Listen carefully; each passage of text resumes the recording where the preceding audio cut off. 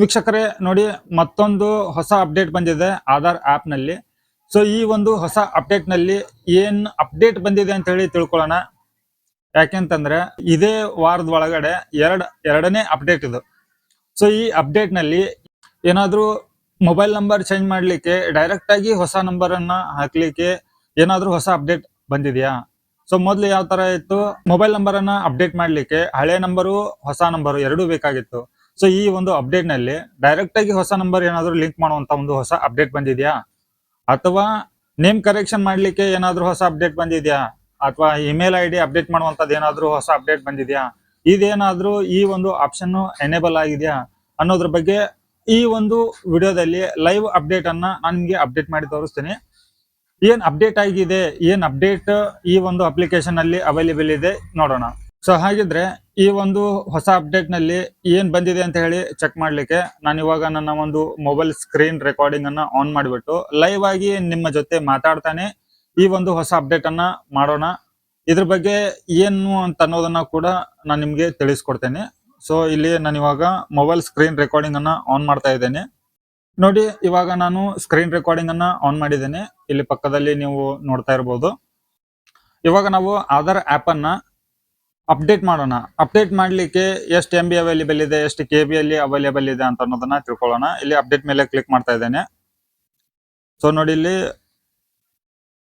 306 KB ಅಷ್ಟು ಹೊಸ update ಅನ್ನ ಕೊಟ್ಟಿದ್ದಾರೆ. ಸೊ ಈ ಒಂದು ಅಪ್ಡೇಟ್ ಮಾಡಿದ ನಂತರ ನಾವು ಅಪ್ಡೇಟ್ ಮಾಡಿರುವಂತ ಅಪ್ಡೇಟ್ ಯಾವ ಒಂದು ಉಪಯೋಗ ಆಗುತ್ತೆ ಅನ್ನೋದನ್ನ ತಿಳ್ಕೊಬೇಕು ಅಂದ್ರೆ ಅಪ್ಲಿಕೇಶನ್ ಅನ್ನ ಓಪನ್ ಮಾಡ್ಕೊಳ್ಳೋಣ. ಓಪನ್ ಮೇಲೆ ಕ್ಲಿಕ್ ಮಾಡ್ಕೊಳ್ಳಿ. ಸೊ ಇಲ್ಲಿ ನಿಮ್ಮ ಅಪ್ಲಿಕೇಶನ್ ಪಾಸ್ವರ್ಡ್ ಅನ್ನ ಹಾಕ್ಬಿಟ್ಟು ಲಾಗಿನ್ ಮಾಡ್ಕೊಳ್ಳಿ. ಅಪ್ಲಿಕೇಶನ್ ಲಾಗಿನ್ ಆದ ನಂತರ ಸ್ಕ್ರೋಲ್ ಅಪ್ ಮಾಡಿ ಆಧಾರ್ ಆಪ್ ಅಂತ ಇದೆ ನೋಡಿ, ಮೈ ಆಧಾರ್ ಅಪ್ಡೇಟ್ ಅಂತ ಇದೆ ನೋಡಿ, ಅದ್ರ ಮೇಲೆ ಕ್ಲಿಕ್ ಮಾಡ್ಕೊಳ್ಳೋಣ. ನಾವು ಏನನ್ನ ಚೆಕ್ ಮಾಡ್ಕೋಬೇಕು ಅಂತ ಅನ್ಕೊಂಡಿದ್ವಿ ಹೊಸ ಅಪ್ಡೇಟ್ ನಲ್ಲಿ, ಮೊಬೈಲ್ ನಂಬರು ಅಪ್ಡೇಟ್ ಮಾಡುವಾಗ ಮೊದಲಿನ ಅಪ್ಡೇಟ್ ನಲ್ಲಿ ಹೊಸ ಮೊಬೈಲ್ ನಂಬರ್ ಜೊತೆಗೆ ಹಳೆ ನಂಬರ್ ಕೂಡ ಬೇಕಾಗಿತ್ತು. ಸೊ ಅದೇ ಏನಾದ್ರೂ ಚೇಂಜಸ್ ಆಗಿದೆ ಅಂತ ಹೇಳಿ ತಿಳ್ಕೊಬೇಕು ಅಂದ್ರೆ ಮೊಬೈಲ್ ನಂಬರ್ ಅಪ್ಡೇಟ್ ಇದೆ ಅಲ್ಲೋ ಅದ್ರ ಮೇಲೆ ಕ್ಲಿಕ್ ಮಾಡ್ಕೊಳ್ಳಿ. ಸೊ ಇದರಲ್ಲಿ ಇಲ್ಲಿ ತೋರಿಸ್ತಾ ಇದೆ ನೋಡಿ, current mobile number new mobile number ಎರಡೂ ಬೇಕು ಅಂತ ತೋರಿಸ್ತದೆ. ಸೊ ಅಂದ್ರೆ ಈ ಅಪ್ಡೇಟ್ ಇದಕ್ಕೆ ಉಪಯೋಗ ಆಗಿಲ್ಲ ಅಂತ ಹೇಳಿ ಅರ್ಥ. ಸೊ ಇದ್ರ ಮೇಲೆ ಅಪ್ಡೇಟ್ ಬಂದಿಲ್ಲ ಅಂತ ಹೇಳಿ ಅರ್ಥ.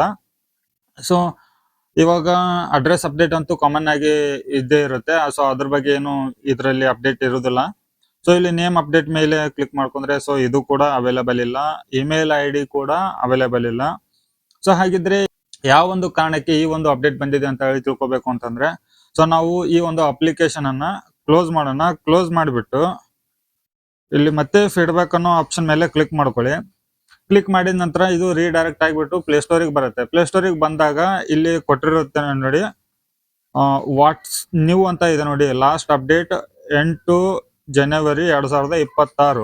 ಅದ್ರ ಮುಂದ್ಗಡೆ ಒಂದು ಎರೋ ಮಾರ್ಕ್ ಇದೆ. ಎರೋ ಮಾರ್ಕ್ ಕ್ಲಿಕ್ ಮಾಡುವಂತ ಅಗತ್ಯನೂ ಇಲ್ಲ. ಇಲ್ಲಿ ಕೆಳಗಡೆ ಒಂದು 2 ಲೈನ್ ಕೊಟ್ಟಿದ್ದಾರೆ ನೋಡಿ, ಡಿವೈಸ್ ರಿಜಿಸ್ಟ್ರೇಷನ್ ಇಶ್ಯೂ ಫಿಕ್ಸ್ ಅಂತ ಹೇಳಿ ಬಂದಿದೆ. ಸೊ ಲಾಸ್ಟ್ ಅಪ್ಡೇಟು 8ನೇ ತಾರೀಕಿಗೆ ಬಂದಿತ್ತು ಅದು.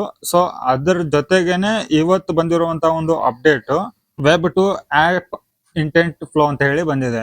ಸೊ ಇದ್ರ ಅರ್ಥ ಏನಪ್ಪಾ ಅಂತಂದ್ರೆ, ನೀವು ವೆಬ್ಸೈಟ್ ಮುಖಾಂತರ ಕಂಪ್ಯೂಟರ್ ನಲ್ಲಿ ಅಥವಾ ಲ್ಯಾಪ್ಟಾಪ್ ನಲ್ಲಿ ಅಥವಾ ಮೊಬೈಲ್ ನಲ್ಲಿ ಗೂಗಲ್ ಕ್ರೋಮ್ ಅನ್ನ ಓಪನ್ ಮಾಡ್ಕೊಂಡ್ಬಿಟ್ಟು ಪೋರ್ಟಲ್ ಮುಖಾಂತರ ಈ ಒಂದು ಆಧಾರ್ ಅನ್ನ ಅಪ್ಡೇಟ್ ಮಾಡೋದಾಗ್ಲಿ, ಅಡ್ರೆಸ್ ಬದಲಾವಣೆ ಮಾಡೋದಾಗ್ಲಿ ಮಾಡ್ತಾ ಇದ್ರಲ್ವಾ, ಅದನ್ನ ಇವಾಗ ಡೈರೆಕ್ಟ್ ಆಗಿ ಮೊಬೈಲ್ ಆಪ್ ಮುಖಾಂತರ ಉಪಯೋಗ ಮಾಡ್ಲಿಕ್ಕೆ ಇದು ಈ ಒಂದು ಅಪ್ಡೇಟು, ಈ ಒಂದು ಆಧಾರ್ ಆಪ್ ಬಹಳ ಉಪಯೋಗ ಆಗ್ತಾ ಇದೆ ಅಂತ ಹೇಳಿ ಕೊಟ್ಟಿದ್ದಾರೆ. ಇಷ್ಟೇ ಇದರ ಅರ್ಥ.